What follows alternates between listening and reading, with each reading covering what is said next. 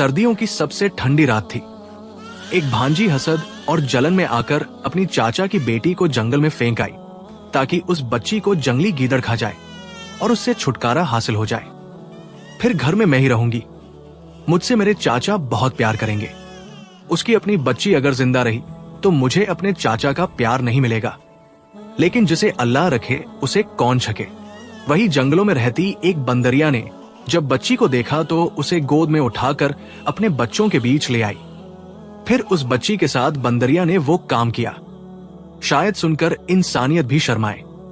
शायद वो शरीयत के खिलाफ था या फिर बच्चे की जान बचाने के लिए जरूरी था।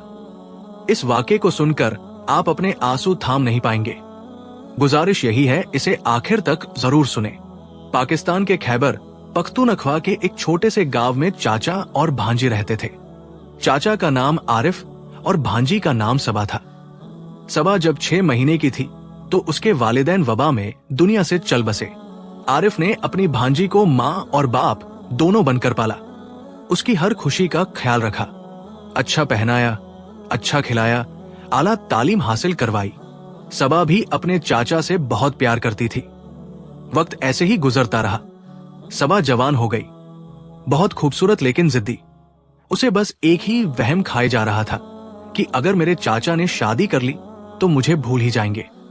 आरिफ भी शक्लो सूरत का बहुत हसीन था।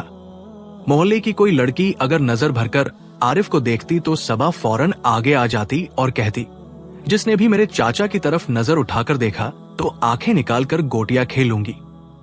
आरिफ उसकी इन बातों पर हंसता रहता और कहता, मेरी प्यारी गुड़िया, जब तक मेरी जिंदगी है तब तक मेरे दिल से तेरा प्यार कोई मिटा नहीं सकता। तू अपने दिल के हर वहम निकाल दे। लेकिन सबा हर वक्त अल्लाह से दुआएं मांगती कि काश मेरा चाचा कभी शादी न करे, वरना मैं तन्हा रह जाऊंगी। मेरा चाचा बीवी का गुलाम बन जाएगा। लेकिन जोड़े तो आसमान पर बनते हैं और होता वही है जो अल्लाह को मंजूर हो। फिर हुआ कुछ यूं। आरिफ कारोबार के सिलसिले में दूसरे शहर गया। जाते वक्त भांजी से बोला, भांजी फिक्र मत करना, मैं जल्दी लौट आऊंगा। इतना बोलकर वो चला गया और भांजी घर में चाचा का इंतजार करती रही। लेकिन 2 महीने गुजर गए, आरिफ घर न आया। सबा परेशान हाल में कभी गलियों में देखती, कभी अपने चाचा के दोस्तों से पूछती कि मेरे चाचा कब तक आएंगे। लेकिन किसी को आरिफ का अतापता न लगा। सबा अपने घर के कोनों में बैठकर रोती और दुआएं करती कि ए अल्लाह, मेरे चाचा की खैर करना, मेरा उसके अलावा इस दुनिया में कोई नहीं। फिर एक दिन ऐसा हुआ कि आरिफ घर आ गया। इस बार वो अकेला नहीं था। सबा ने जैसे ही दरवाजा खोला तो उसके कदमों तले से जमीन खिसक गई, क्योंकि आरिफ के साथ एक खूबसूरत औरत भी थी जो लाल जोड़े में बड़ी मासूम दिख रही थी। सबा ने झट से पूछा, चाचा ये कौन है? तो आरिफ बोला, सलाम करो, ये तुम्हारी चाची है। सबा गुस्से से बोली, सलाम करे इसे मेरी जूती। और चाचा, ये तुमने क्या किया? मेरे बगैर शादी कर ली? क्या तुमने मुझे 1 मिनट में पराया कर दिया? मैं खुद अपने हाथों से तेरी शादी करना चाहती थी, अपने चाचा की खुशियों में शामिल होना चाहती थी, और तुमने मेरे सारे अरमानों पर पानी फेर दिया। आरिफ बोला, भांजी मैं भी यही चाहता था, लेकिन अल्लाह की यही मर्जी थी। ये गरीब बाप की बेटी है और इसकी आज शादी थी, तो इसकी बारात इसलिए वापस चली गई क्योंकि गरीब बाप ने जहेज में मोटरसाइकिल नहीं दी थी। उसके बूढ़े बाप को वहीं पर अटैक हुआ और अस्पताल पहुंचाया गया। मैंने इसे बहुत तसल्ली दी, लेकिन वो बोला, बेटे हम गरीबों को कोई नहीं पूछता, तू ही मेरी बेटी से निकाह कर ले ताकि मेरे रिश्तेदारों में इज्जत रह जाए। मेरी बेटी बहुत नेक है, तो मैंने मजबूरन इससे शादी कर ली। सबा बोली, मुझे कुछ नहीं सुनना। फिर वो गुस्से से दरवाजा पटकते हुए अपने कमरे में चली गई। आरिफ की बीवी परेशान हो गई। आरिफ ने उसे दिलासा दिया और घर के अंदर ले गया। कहने लगा, ये मेरी लाडली भांजी है, कुछ देर गुस्सा करेगी, फिर बिल्कुल ठीक हो जाएगी। मैं इसे जानता हूं, तुम इसका बिल्कुल वैसे ही ख्याल रखना जैसे मैं रखता आया हूं। हमारे माँ बाप बचपन में ही गुजर गए और मेरी भांजी बहुत नाजों में पली है, गुस्सा तो वो करेगी ही। मैंने इसकी इजाजत के बगैर शादी जो कर ली। आरिफ की बीवी बहुत नेक और फरमानबरदार थी। उसने भी हाँ में सिर हिला दिया और वो सबा के आगे पीछे फिरती। लेकिन सबा हर वक्त अपनी चाची से बदतमीजी से बात करती। नाजनीन अपने शौहर को कोई बात नहीं बताती थी। वो यही सोचती थी, मेरी ननद अभी बच्ची है, खुद समझ जाएगी। लेकिन उसे नहीं पता था कि ये ननद एक वक्त ऐसा आएगा जब नागिन बन जाएगी और अपने चाचा की बेटी को ही डसेगी। शाम को जब आरिफ घर आता तो उसकी बीवी उसका बहुत ज्यादा ख्याल रखती। ये बात सबा को अंदर ही अंदर खाई जा रही थी। वो अपने चाचा और चाची का प्यार देखकर इस कदर जलमर्गी बन गई कि उसके दिल में नफरत का बीज और ज्यादा बड़ा होता गया। उसने अपने दिल में कसम खाई कि मैं अपनी चाची का घर बर्बाद करके छोड़ूंगी। उसने मेरी जगह मेरा प्यार, मेरा चाचा मुझसे छीन लिया, अब मैं उससे सब कुछ छीनूंगी। कुछ महीनों के बाद अल्लाह ताला ने नाजनीन की गोदहरी की। आरिफ बहुत ज्यादा खुश था कि इस घर में छोटे बच्चे की हलचलें गूंजेंगी। लेकिन सबा को यह बात खटकने लगी। वो जरा भी खुश नहीं थी। वो ये सोचती थी कि जब वो बच्चा आएगा तो मेरी जगह चाचा के दिल में और कम हो जाएगी। पहले ही मेरा चाचा चाची का दीवाना हो चुका है। 9 महीने जब पूरे हुए, नाजनीन को अल्लाह ताला ने बेटी से नवाजा। आरिफ अपनी मासूम सी बच्ची को पाकर बहुत खुश था और सबा को आवाज देकर कहने लगा, सबा देखो, मेरी फूल सी बच्ची बिल्कुल तुम पर गई है। सबा ऊपर से तो खुश होती, लेकिन अंदर से जलकर राख हो चुकी थी। आरिफ जब भी अपने बच्चे को गोद में उठाता तो सबा का दिल धड़कने लगता। काश ये बच्ची दुनिया में ना आई होती तो मेरा चाचा मुझसे प्यार करता, अपनी इस बेटी से नहीं। काफी दिनों तक वो दिमाग में प्लान सोचती रही कि मुझे कुछ ऐसा करना होगा कि न तो ये बच्ची रहे और नहीं मेरा चाचा अपनी बेटी के प्यार में अंधा हो, बस उसे मैं ही नजर आऊं। एक दिन नाजनीन घर के कामों में मशगूल थी। सबा ने बच्ची का झूला एक तरफ से खोल दिया और खुद दूसरे कमरे में भाग गई। बच्ची जमीन पर गिरी। खुदा का शुक्र कि उसे चोट नहीं आई। नाजनीन भागती हुई बच्ची को सीने से लगाकर चुप कराने लगी। सबा फौरन वापस आई और कहने लगी, सीधी तरह झूला भी बांधना नहीं आता, अगर संभालना ही नहीं था तो पैदा ही क्यों की। नाजनीन चुप रह जाती, कुछ न बोलती। सबा को इस बात पर और ज्यादा गुस्सा आया कि मैं चाची को इतना कुछ उल्टा सीधा बोलती हूं, लेकिन वो आगे से कोई जवाब नहीं देती। ऊपर से ये बच्ची कितनी ढीठ है, सामने गिर गई और उसे चोट तक नहीं आई। लगता है घी सीधी उंगली से नहीं निकलेगा। अब मुझे कुछ नया सोचना पड़ेगा जिससे न बच्चेगा बास, न बजेगी बांसुरी। आज मैं उसका खेल ही खत्म कर दूंगी। फिर मेरे चाचा काम से सीधे मेरे पास लौट आएंगे, अपनी बच्ची को गोद में नहीं उठा पाएंगे। ये कहकर सबा जोर से हंस पड़ी। अब इस बार सबा ने कुछ बड़ा सोच रखा था। एक रात जब सब सो रहे थे तो सबा चुपके से उठी और नन्ही गुड़िया को झूले से निकाला और जंगल की तरफ चल पड़ी। सर्दियों की रात थी। बच्ची कंबल में लिपटी हुई थी। सबा बड़े बड़े कदम भरते हुए जंगल में एक दरख्त के नीचे एक टोकरी में बच्ची को रखकर कहने लगी, मुझे माफ करना, अगर तू हमारे घर में रह जाती तो मेरा चाचा तो मुझे भूल ही जाता। तेरा ठिकाना यही जंगल है, यहीं पर भटक। और खुद वहां से चली गई। सर्दी इस कदर कहर बरसा रही थी कि जैसे हर चीज जम चुकी हो। बच्ची के होंठ कँपा रहे थे और झाड़ूक तार रो रही थी। रुआसी सिसकिया। खुदा की करनी ये हुई कि उसी जंगल में एक बंदरिया अपने बच्चों के साथ रहती थी और अपनी भूख मिटाने के लिए इधर उधर रोटी के टुकड़े के लिए फिर रही थी। अचानक उसे इंसानी बच्चे के रोने की आवाज आई तो बंदरिया इधर उधर देखने लगी। ये बच्चे की आवाज कहां से आ रही है? जब वो दरख्त के नीचे आई तो देखा एक टोकरी में बच्ची पड़ी है जिसके होंठ बिल्कुल नीले हो चुके हैं और वह रो रो कर बेहाल हो चुकी है। बंदरिया ने जल्दी से टोकरी में से बच्ची को निकाला, अपनी गोद में दबाया और वहीं पर ले गई जहां उसने अपने बच्चों को रखा था। बिल्कुल दरमियान में बच्ची को रखा और अरद गिर्द अपने बच्चों को बैठाया और खुद भी बैठ गई ताकि बच्ची को गर्मी महसूस हो और वो थोड़ा बेहतर महसूस करे। जब बच्ची को थोड़ी गर्मी पहुंची तो बच्ची चुप हो गई।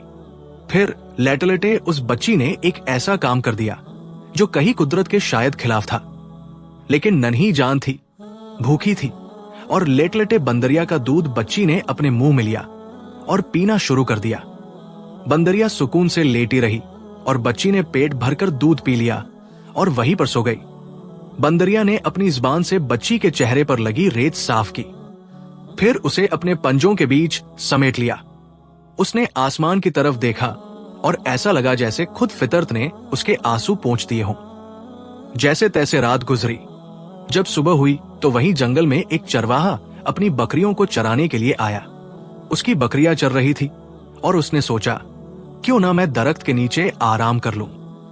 जब वो दरख्त के नीचे आया तो जो उसने मंजर देखा, उसके पांव तले से जमीन खिसक गई। एक बंदरिया इंसानी बच्ची को पास लिटाए हुए खुद भी पास बैठी है। चरवाहा आंखें मलता हुआ गौर से देखने की कोशिश करने लगा। कहीं वो कोई ख्वाब तो नहीं देख रहा, लेकिन ये हकीकत थी। चरवाहे ने फौरन आगे बढ़कर बच्ची को छूने की कोशिश की, मगर बंदरिया गुर्राई जैसे वो अपनी बच्ची की हिफाजत कर रही हो। चरवाहा डर के मारे पीछे हट गया, लेकिन वो इंसानी बच्ची को एक जानवर के पास कैसे छोड़ सकता था। चरवाहे ने हिम्मत न हारी। वो फिर से बंदरिया के करीब आया और हाथ जोड़ने लगा, जैसे वो कहना चाहता हो, मैं इस बच्ची का ख्याल रखवाऊं और मैं इस बच्ची को पालूंगा। आहिस्ता आहिस्ता वो बंदरिया के सर पर प्यार से हाथ फेरने लगा। बंदरिया भी अब समझ चुकी थी कि ये दुश्मन नहीं है, ये बच्ची की हिफाजत करेगा। चरवाहे ने आहिस्ता आहिस्ता बच्ची को उठाया और बंदरिया से प्यार से कहने लगा, हम दोनों इस बच्चे को मिलकर पाल लेंगे। चलो तुम भी मेरे साथ मेरे घर चलो। फिर बच्ची को उसने कंधे से लगाया, अपनी बकरियां हाँकते हुए, साथ में बंदरिया भी। सब मिलकर चरवाहे के घर आ गए। चरवाहे की बीवी ने जब चरवाहे की गोद में नवजात बच्ची को देखा तो हैरान परेशान हो गई और कहने लगी, ये बच्ची कहां से ले आए हो? तो चरवाहा बोला, समझो अल्लाह ने हमारी सुन ली। तुम कब से अल्लाह से फरियादे कर रही थी, औलाद के गम में रो रो कर अपनी आंखों की रोशनी कम कर चुकी हो। देखो आज अल्लाह ने तुम्हारे लिए रहमत भेजी है। चरवाहे की बीवी ने खुशी से बच्ची को गोद में लिया, अल्लाह का शुक्र अदा किया और कहने लगी, आज से मैं इसकी मां हूं। बंदरिया भी पास खड़ी दुम हिला रही थी, जैसे उसे अब सुकून महसूस हो रहा हो। चरवाहे की बीवी गोद में लिए कभी बच्ची का मुंह चूमती, कभी सीने से लगाती। बंदरिया भी उसे देखकर बच्ची को अपनी जुबान से चाटने लगी, जैसे वो कहती हो, मैं भी इसकी मां हूं। उधर सबा चुपके से बच्ची को छोड़कर चारपाई पर आकर लेट गई, जैसे कुछ हुआ ही ना हो। नाजनीन की जैसे ही आंख खुली तो उसने देखा कि बच्ची झूले में नहीं है, तो वो उठकर चिल्लाने लगी, शोर मचाने लगी। आरिफ भी शोर सुनकर फौरन उठ गया। नाजनीन क्या हुआ? वो बोली, देखो हमारी फूल सी बच्ची झूले में से गायब है। दोनों मियां बीवी बच्ची को इधर उधर ढूंढने लगे, लेकिन बच्ची कहीं न मिली। इतने में सबा बिस्तर से उठी और कहने लगी, क्या हो गया? क्यों शोर मचा रहे हो? सोने भी नहीं देते हो? नाजनीन बोली, सबा मेरी गुड़िया, मेरी बच्ची पता नहीं कहां गई, मुझे मिल नहीं रही। सबा अपनी हंसी दबाते हुए बोली, तुम लोगों को किसने कहा था कि घोड़े बेचकर सो जाओ? क्या बच्ची की हिफाजत नहीं कर सकते थे? तुम दोनों तो आपस में ऐसे चिपके रहते हो जैसे नई नई शादी हो। सर्दी है और ऊपर से हमारा घर भी खेतों में है, तो कोई गीदड़ आया होगा और बच्ची को दबाकर ले गया होगा। अब तक तो वो उसका काम तमाम कर चुका होगा। नाजनीन बोली, खुदा के खर से डर सबा, मैं तुझे बच्ची समझती रही, लेकिन आज तू अपनी चाचा की बेटी के बारे में ऐसे अल्फाज बोल रही है। तसल्ली देने की बजाय ये कह रही है कि बच्ची को गीदड़ उठाकर ले गए। सबा शर्मिंदा सी हो गई। आरिफ और नाजनीन बहुत दिनों तक तड़पते रहे, बिलकते रहे, लेकिन उनकी मासूम बच्ची उन्हें न मिल सकी, क्योंकि बच्ची तो चरवाहे के घर में सुकून से पल रही थी। उसे मां और बाप दोनों मिल चुके थे। चरवाहा और उसकी बीवी ने मिलकर उस प्यारी सी बच्ची का नाम जन्नत रखा, क्योंकि उसके आने से उनका घर जन्नत की तरह लगने लगा था। चरवाहे की बीवी जब घर का काम करती तो बंदरिया जन्नत को झूले में झुलाती। जब वो रोती तो दूध की बोतल उसके मुंह में दे देती। वो मासूम बच्ची अब 2 माओं की गोद में पल रही थी। उधर आरिफ की बीवी रो रो कर अपनी आंखों की रोशनी कम कर चुकी थी। एक दिन वो आरिफ से बोली, आरिफ, इस घर में मेरी बच्ची की यादें बसती है। अगर मैं इसी घर में रही तो मर जाऊंगी।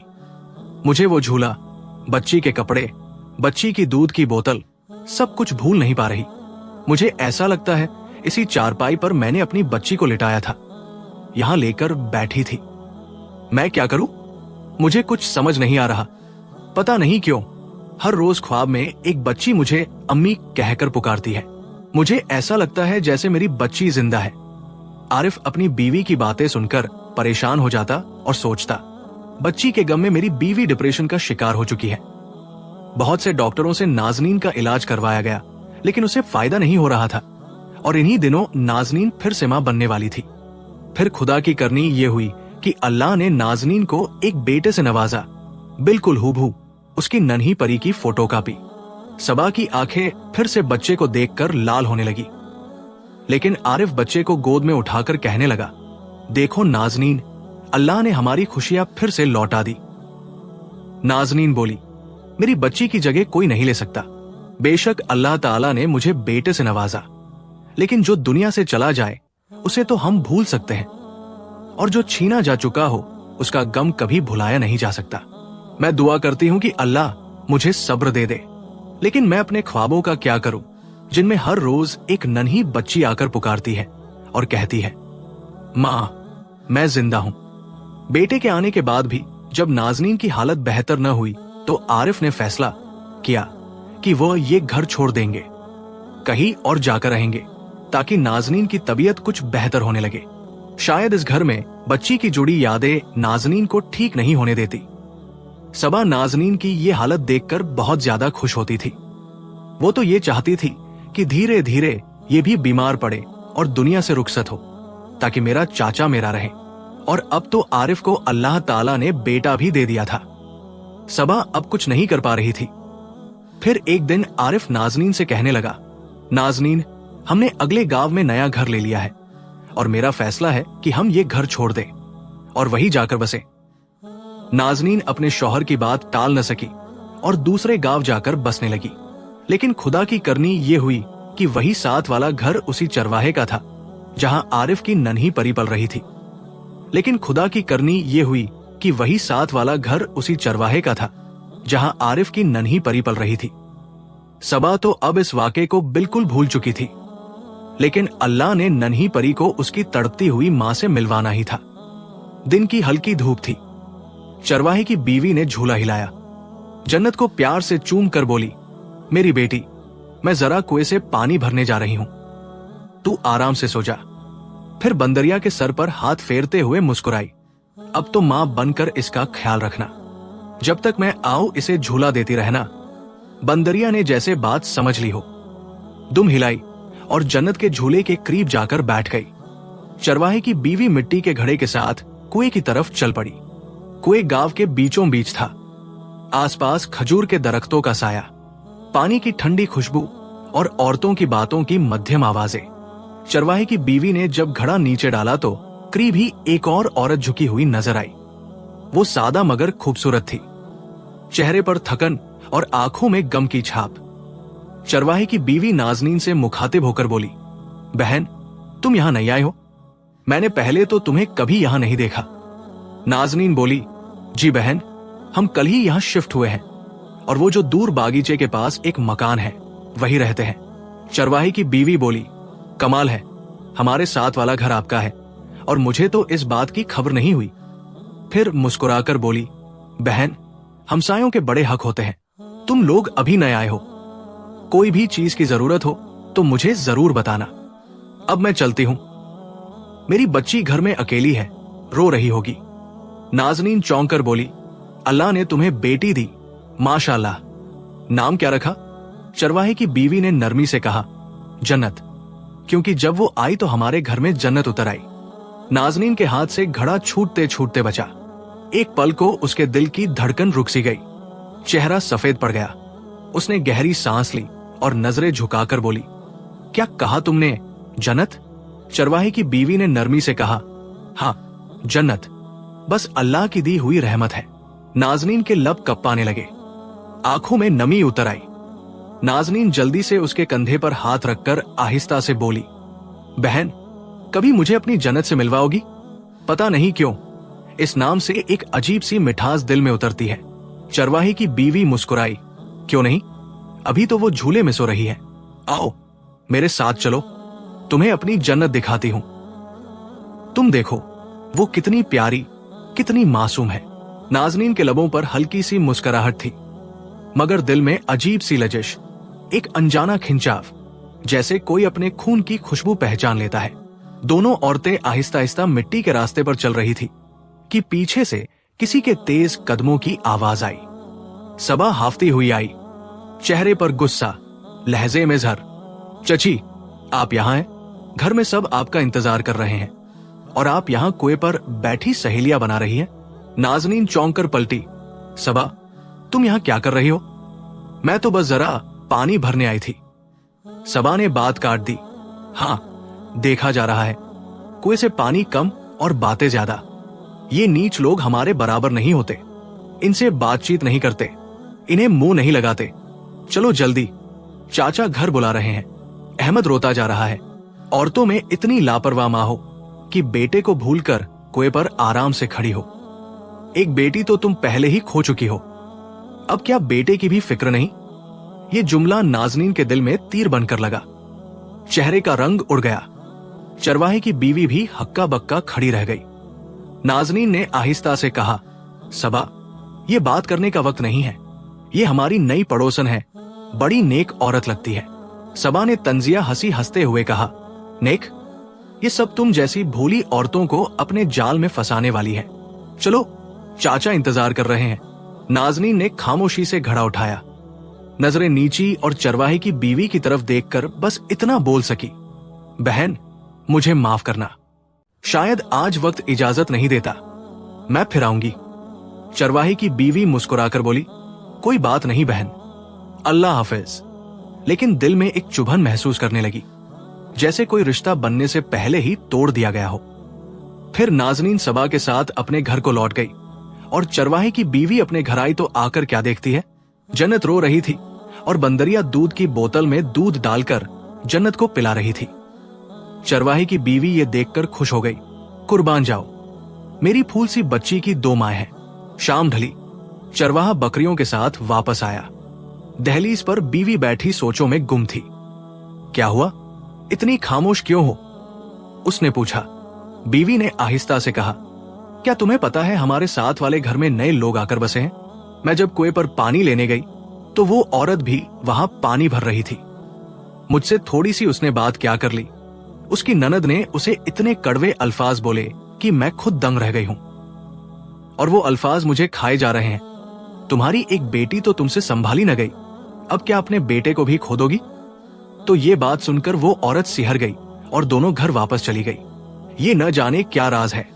चरवाहा ये सुनकर अकस्मात ठिठक गया। साथ वाला घर, वही नया बड़ा घर जो रईस आदमी ने खरीदा? बीवी ने सर हिलाया। हाँ, वही।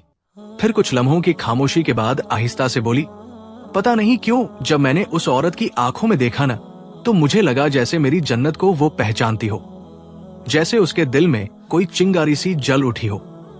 चरवाहा सोच में डूब गया। अल्लाह के काम निराले हैं। बीवी, शायद ये मुलाकात कोई मामूली बात नहीं। वक्त गुजरता गया, सालों बीत गए। अब अहमद 6 साल का हो चुका था और उधर जन्नत भी 7 साल की उम्र की हो गई थी।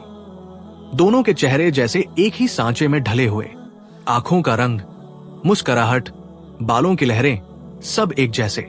मगर किस्मत ने दोनों को 2 घरों में बिठाया हुआ था, सिर्फ दीवार का फासला।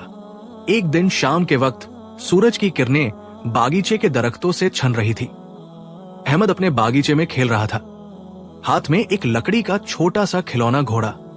उधर से जन्नत घर के दरवाजे से बाहर निकली, हाथ में एक फूलों की टोकरी। वो मुस्कुराती हुई अहमद के पास आ गई। अहमद, ये खिलौना मुझे दिखाओ ना, कितना प्यारा है।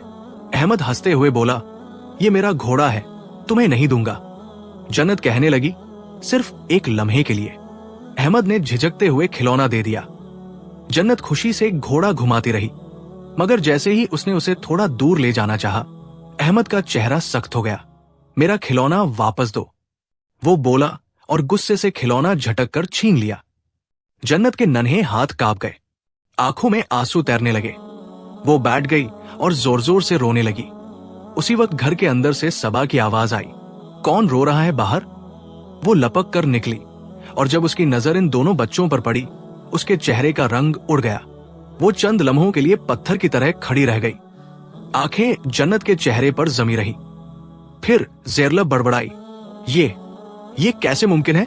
मैंने तो उस बच्ची को खुद जंगल में फेंका था और सोचा था कि जंगली जानवर उसको खा चुके होंगे। लेकिन ये तो बिल्कुल अहमद की तरह लगती है। एक ही चेहरा, एक ही मुस्कुराहट। उसके हाथ कांपने लगे, दिल जोर जोर से धड़कने लगा और दिल में सोचने लगी, अगर ये बच्ची वही निकली तो मेरे चाचा को अगर मेरी हरकत का पता चल गया तो वो मुझे छोड़ेंगे नहीं। मुझसे बहुत बड़ी गलती हो गई कि मैं इसे जंगल में छोड़ आई। अगर मैं दफना देती तो और भी अच्छा होता। फिर अचानक गुस्से में बोली, ए लड़की, तुम यहां क्या कर रही हो? किसने कहा था मेरे भतीजे के साथ खेलने को? जाओ अपने घर जाओ। आइंदा मैं तुम्हें यहां देखूं तो अच्छा नहीं होगा। जन्नत सिहर गई। वो पीछे हटी, आंसू पोंछती हुई भाग गई। उधर जब बंदरिया ने जन्नत की आंखों में आंसू देखे तो उसकी आंखें गुस्से से लाल हो गई। वो इशारे से जन्नत से पूछने लगी, तुझे किसने मारा? किसने डांटा? मुझे बता। जन्नत ने रोते हुए अपनी उंगली का इशारा आरिफ के घर के बागीचे की तरफ किया। बंदरिया दौड़ती हुई ऐसी गई जैसे अभी हमला करेगी और जान से मार डालेगी। लेकिन इतने में सबा अपने घर के अंदर जा चुकी थी। बंदरिया वहां से मायूस होकर लौट आई और जन्नत को प्यार से घर के अंदर ले गई। उधर सबा रात भर सो न पाई। वो बेचैन थी और सोच रही थी, ऐसा कैसे हो सकता है कि चरवाहे की बेटी इतनी हूबहू मेरी चाचा की बेटी जैसी दिखे? ये जरूर वही बच्ची है जिसे मैं जंगल में छोड़ आई थी। अब मुझे फिर से कुछ करना होगा। इसे हमेशा के लिए खत्म कर देना होगा ताकि मेरे चाचा को कभी मेरी करतूत का पता न चले। लेकिन वो ये नहीं जानती थी कि अब जन्नत अकेली नहीं थी। अब उसके साथ चरवाहा, उसकी पत्नी और एक ऐसा साया था जो उसे किसी बुरी नजर या बुरी हवा तक से बचाता था। रात का वक्त था, सब सो चुके थे। सबा ने अपने हाथ में एक लंबी रस्सी ली और दबे पाव चरवाहे के घर पहुंची। टूटी हुई किवाड़ की कुंडी आहिस्ता से खोली और अंदर चली गई। झूले में सोई बच्ची के ऊपर जैसे ही उसने रस्सी डालने की कोशिश की, बंदरिया अचानक जाग गई और सबा पर भौंकने लगी। जब बंदरिया ने ध्यान से सबा का चेहरा देखा तो फौरन पहचान गई। यही वो औरत थी जिसने मासूम बच्ची को ठंडी रातों में जंगल में फेंक दिया था। बंदरिया झपटकर सबा पर टूटी और उसके पैर में काट लिया। इतने में चरवाहा और उसकी पत्नी भी शोर सुनकर जाग गए और बंदरिया को पीछे हटाया। सबा गिरते पड़ते वहां से भाग निकली। चरवाहा और उसकी पत्नी डर के मारे कांपने लगे। ये औरत कौन थी जो हमारी बच्ची पर हमला करने आई थी? वो हमारी जन्नत से क्यों नफरत करती है? उधर सबा चिल्लाती हुई अपने घर पहुंची तो उसका चाचा आरिफ भी फौरन जाग गया। नाजनीन हैरान होकर पूछने लगी, सबा, तुम्हारे पैर पर क्या हुआ? ये जख्मी क्यों हो गया? तो सबा रोते हुए बोली, चाचा, जब मैं पानी पीने के लिए उठी तो बाहर एक बंदरिया भौंक रही थी। मुझे लगा शायद ये बेज़बान जानवर भूखा है। मैंने फौरन किचन से एक रोटी ली और उसे डालने चली गई, लेकिन उस बंदरिया ने फौरन मुझ पर हमला कर दिया और मेरे पैर पर काट लिया। आरिफ को इस बात पर बहुत गुस्सा आया और वो भड़क उठा। ये क्या? चरवाहे की इतनी हिम्मत कि उसने एक जंगली जानवर अपने घर पर रखा हुआ है जो इंसानों की जान लेने पर तुला हुआ है। आरिफ ने अपनी भांजी सबा को गोद में उठाया और अस्पताल पहुंच गया ताकि जंतु के काटने से बचाने के लिए टीका लगवाया जा सके। लेकिन जैसे ही सबा का पैर डॉक्टरों ने देखा तो वो हैरान रह गए। डॉक्टर आरिफ से बोले, तुमने आने में बहुत देर कर दी। बंदरिया के काटने की वैक्सीन फौरन लगाई जाती है, लेकिन अब बहुत देर हो चुकी है। आरिफ चिल्लाया, डॉक्टर, कुछ करो। मेरी भांजी की जिंदगी का सवाल है। ये भांजी मुझे अपने बच्चों से भी ज्यादा प्यारी है। प्लीज मेरे हाल पर रहम करो, मेरी भांजी को बचा लो। लेकिन मामला अब संगीन हो चुका था। डॉक्टर ने कहा, हम इसका इलाज तो करेंगे, लेकिन जख्म इतना बढ़ चुका है कि शायद पैर ही काटना पड़े।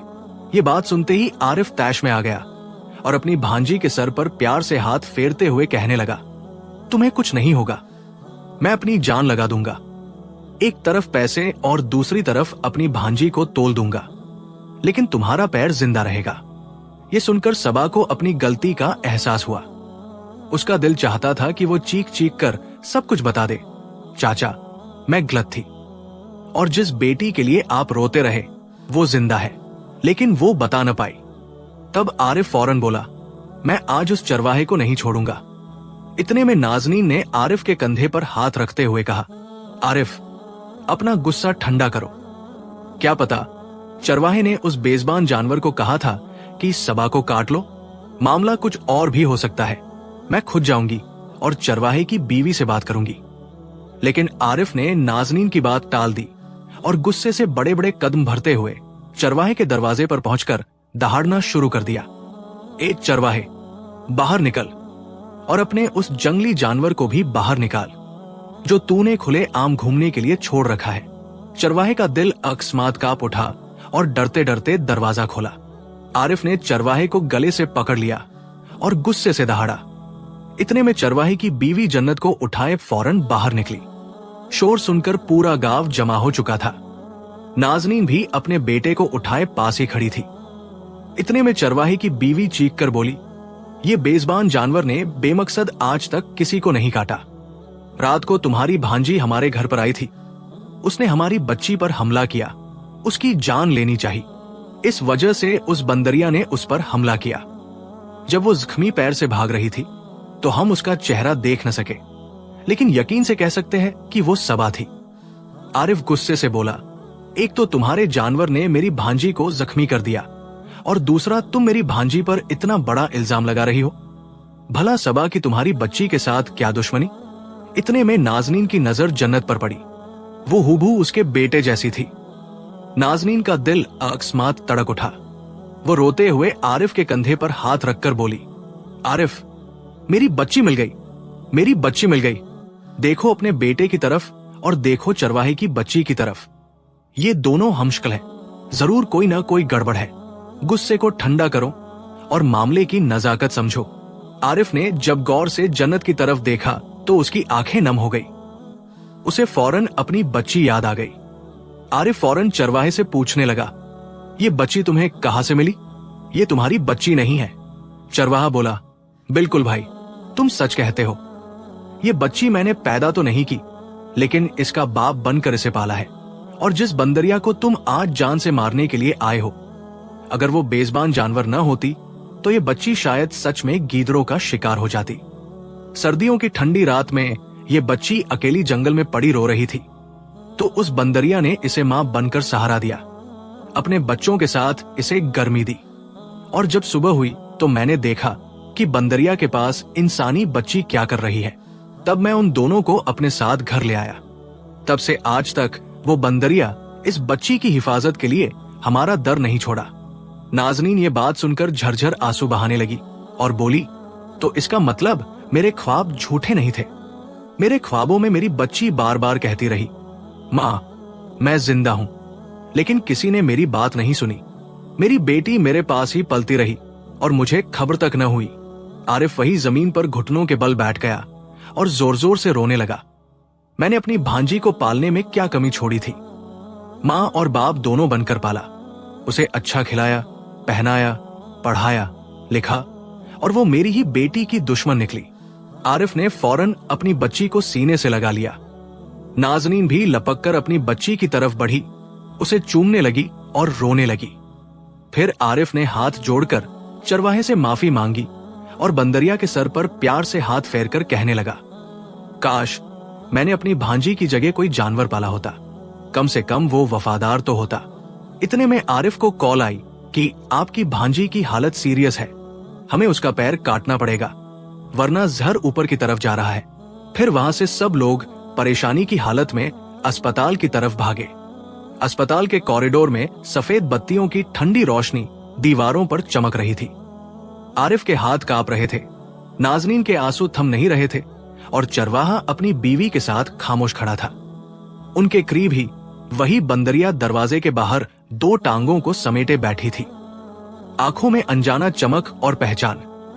वो इंसानों की बातें समझती नहीं थी, मगर दिलों का कांपना, कदमों की हड़बड़ाहट और फिजा का बोझ महसूस कर रही थी। ऑपरेशन थिएटर के बाहर नर्स ने फाइल संभाल कर कहा, फैमिली से सिग्नेचर चाहिए, जान बचाने के लिए एम्प्यूटेशन जरूरी है। आरिफ ने क्लम्प पकड़ी मगर हाथ लड़खड़ा गया। नाजनीन ने आहिस्ता से उसकी उंगलियों को थामा। आरिफ, अगर यही तकदीर का दरिया है तो पार तैरना होगा। आरिफ ने साइन कर दिए। दिल में तूफान था, जुबान पर बस एक दुआ, या रब, इसकी खता हमारी आंखों के सामने खुल गई। अब तू अपनी रहमत भी दिखा दे, बदी को तौबा में बदल दे, ये दर्द राह हिदायत बन जाए। चरवाहा करीब आया। भाई, अगर खून की जरूरत हो तो मेरा ले लेना। मैं जानता हूं उसने बड़े गुनाह किए हैं, मगर उसके हाथों काटने से पहले शायद दिल बदल चुका हो। मैंने उसकी आंखों में वही पछतावा देखा है जो कभी अपनों को खो देने पर होता है। आरिफ ने चरवाहे का हाथ थाम लिया और बोला, तूने तो बाप बनकर जन्नत की सांस बचाई, आज भाई बनकर मेरी सांस बचा रहा है। अल्लाह करीम तुझे इसका बदला दे। अंदर ऑपरेशन शुरू हुआ।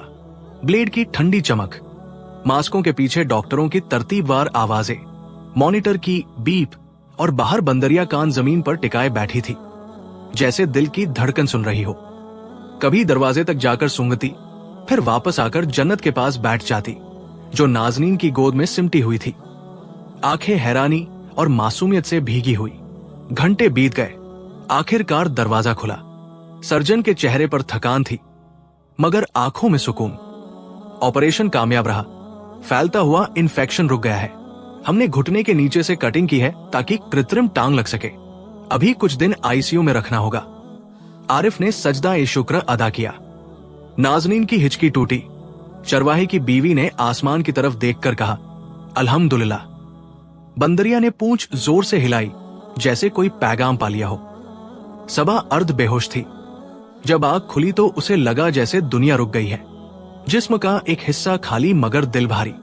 लेकिन अचानक सबा को फिर से वही दौरा पड़ा और वो बंदरिया की तरह मरीजों पर हमला करने लगी।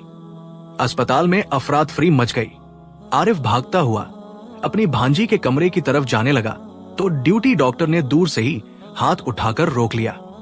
आंखों में वही सख्त सच्चाई थी जो अस्पताल के कॉरिडोर इंसान को सिखा देते हैं। हमने जो करना था कर लिया। अब ये जिस हालत में है, नसों पर असर है। इन्फेक्शन बहुत तेज फैल चुका है। हम अब कोई और ऑपरेशन या इलाज नहीं कर सकते। अगर यहाँ रखेंगे तो बाकी मरीजों के लिए खतरा बढ़ जाएगा। सीधी बात यह है, या तो इसे घर ले जाइए या हम इसे किसी सुरक्षित जगह, एक तरह के मानसिक अस्पताल जैसे इदारे में रखेंगे, जहां ऐसे मरीजों को बंद मगर हिफाजत के साथ रखा जाता है। आरिफ के अंदर जैसे तिशे चल गए। डॉक्टर, वो मेरी भांजी है, कैदी नहीं। डॉक्टर के लहजे में थकान उतर आई। देखिए, जज्बात अपनी जगह, मगर अलग बर्तन, अलग बिस्तर, अलग कमरा। यही एक तरीका है कि बाकी बच्चे मुतासिर न हो। मिलना भी दूर से ही मुमकिन है। ये आपके घर वालों की हिफाजत के लिए जरूरी है। आरिफ ने दीवार थाम ली। नाजनीन ने आहिस्ता से कहा, आरिफ, ले चलते हैं इसे घर। अगर कैद भी होगी तो अपनों के बीच होगी। और यूं रात की सियाही में एम्बुलेंस उन्हें वापस उस घर तक लाई जिसकी दीवारें कभी नन्हे खखों की गूंज से आबाद थी। अब वही दीवारें सहमी सहमी साई साई कर रही थी। आंगन के आखिरी सिरे पर टूटा फूटा दरवाजे वाला एक खाली कमरा था, सालों से बंद। आरिफ ने झाड़ पोंछ कर चारपाई बिछाई, एक कंबल रखा, पानी का मिट्टी वाला कटोरा और दरवाजे के बाहर एक छोटी ट्रे रख दी जिसमें खाना रखा जा सके। दरवाजे पर चिटखनी और एक छोटी सी झरोखे जैसी खिड़की थी जिससे बस आवाज आ सकती थी या कोई चादर सरकाई जा सकती थी। जब सबा को अंदर लिटाया गया तो वो आधी बेहोश थी। चश्मशदगी में खामोशी ने कमरे को अपनी गिरफ्त में ले लिया। आरिफ ने दरवाजा बंद किया, चिटखनी लगाई और वही बैठकर सर झुका लिया। सबा, मैं दरवाजे के इस तरफ हूं, तू अकेली नहीं है। लेकिन सबा को बंद करने के बाद उसकी एक चीखदार आवाज गूंजी, चाचा, अल्लाह का वास्ता, मुझे बाहर निकालो, मेरा बदन जल रहा है, मेरे हाथ मेरे साथ नहीं है। आरिफ के दिल पर जैसे हथौड़ा पड़ा। उसने खिड़की की झिरी के पास होंठ ले जाकर कहा, सबा, मैं यही हूं। डॉक्टर ने मना किया है, बेटियों की हिफाजत, अहमद, जन्नत। अंदर से आवाज लौटी, पहले दबकर, फिर जोर से। मेरी चीख डॉक्टर नहीं रोक सकता। चाचा, मेरी तौबा अल्लाह सुन रहा है, मगर मुझे एक बात कहनी है, सबको कहनी है। सुनो, सुनो ना। उसकी आवाज ने पूरी दीवार को हिला दिया। चरवाहे की बीवी भी आ गई और वो बंदरिया दरवाजे के पास आकर सिमट कर बैठ गई। आंखों में पहचान, दुम जमीन पर टिकी हुई। सबा ने खांसते हुए गला साफ किया। फिर टूटती सांसों में वह पैगाम शुरू हुआ जो शायद हर घर की दीवार सुनना चाहती है। ए नंदो, ए वो बहनों जो अपनी भाभियों से उलझती रहती हो, जरा ठहरो, जरा सोचो। चाचा कोई दीवार नहीं होता कि एक तरफ हमारी जिद लगी हो और दूसरी तरफ किसी की जिंदगी। चाचा बीच में पिस जाता है, बीवी और बच्चों के दरमियान, मां बाप के हक के बीच। और हम बहनें, हम कभी कभी उसके कंधों पर ऐसे पत्थर रख देती है कि वो हंसता भी है तो अंदर से टूटा होता है। मैं सबा, जिसने अपनी चाचा की बेटी को ठंडी रात में छोड़ दिया, आज उसी दरवाजे के पीछे पड़ी हूं, कैद हूं, ताकि दूसरों की सांसें सलामत रहें। मेरे हाथ कांपते हैं, मेरे पैर अब मेरे नहीं रहे, और दिल पर तो वैसे ही हसद नाम का जहर चढ़ा हुआ था। मेरी बहनों, हसद मत करना। तुम सोचती हो चाचा बदल गया? हाँ, बदल जाता है, क्योंकि वो जिम्मेदार हो जाता है। बीवी उसका आधा ईमान बन जाती है, बच्चे उसके आने वाले कल के ख्वाब होते हैं, मां बाप उसकी दुआ, और हम बहनें उसकी गैरत। हम गैरत बनने की बजाय जजीर न बन जाए, ये सोचना।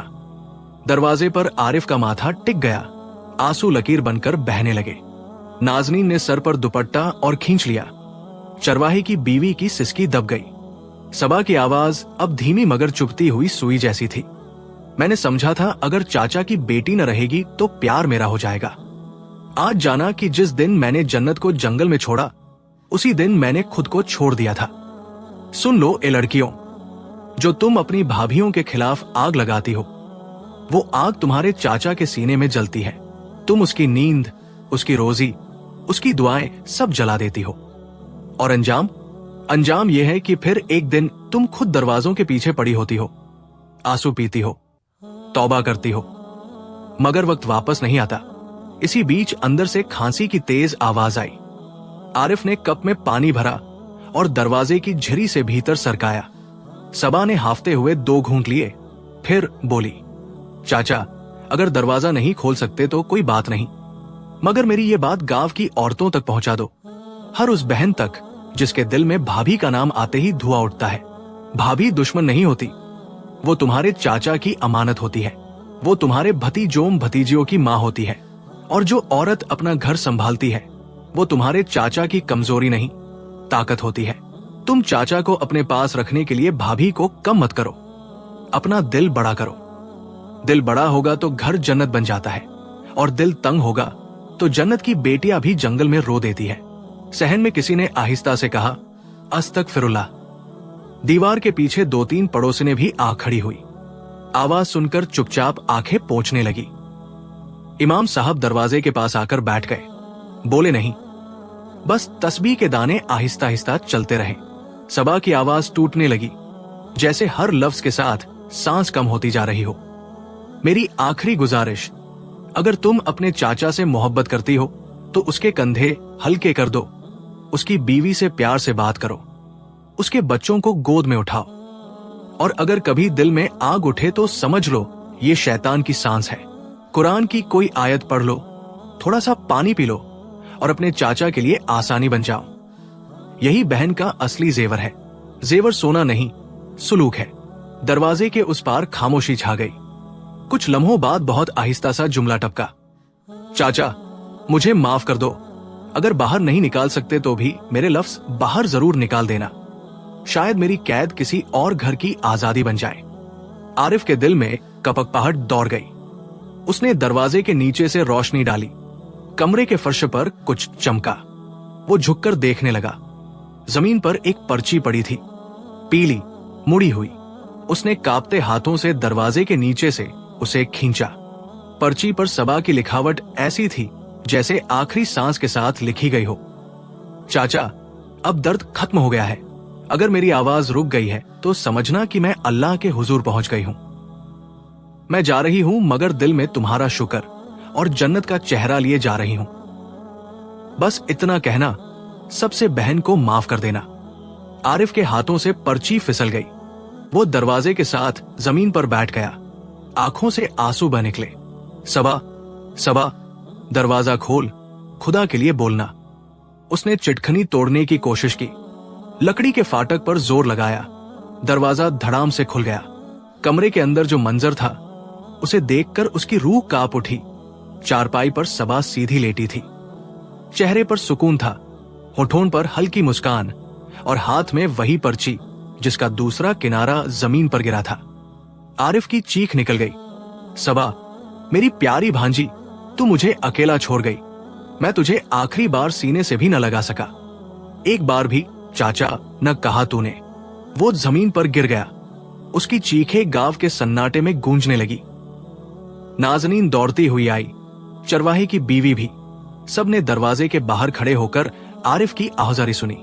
आरिफ रोते हुए बोला, अल्लाह मेरी भांजी को माफ कर दे, उसके गुनाह रहमत में बदल दे।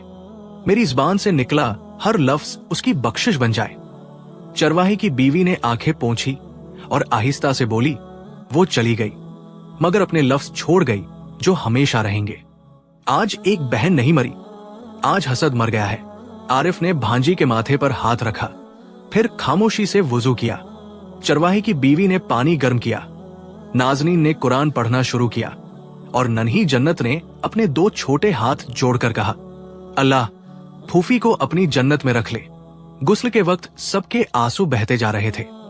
सबा के चेहरे पर जैसे मुस्कान जम गई हो, ऐसी मुस्कान जो तौबा कबूल होने के बाद आती है। सफेद कफन में लपेटी गई। आरिफ ने उसके कान के पास झुककर आहिस्ता से कहा, सबा मेरी प्यारी भांजी, तू जा रही है तो जा, मगर तेरे ये लफ्ज हर घर की दीवारों में गूंजते रहेंगे। मैं कसम खाता हूं, हर जुमा तेरे नाम का सदका करूंगा। हर बहन को तेरी ये बात पहुंचाऊंगा कि हसद का जहर दिल में न रखें। चरवाहे की बीवी ने जन्नत को गोद में उठाया। नन्ही जन्नत ने अपने छोटे हाथों से सबा के चेहरे पर हाथ फेरा और बोली, फूफी तुम अब अल्लाह के पास जा रही हो ना, वहां से मेरी मां के लिए दुआ करना कि वो मुझे हमेशा प्यार करे। ये सुनकर नाज़नीन की आंखों से आंसुओं का सैलाब निकल आया। वो अपनी बेटी को सीने से लगाकर रो पड़ी, मेरी जन्नत, मेरी फूल सी बच्ची, तूने मुझे मां बनाया।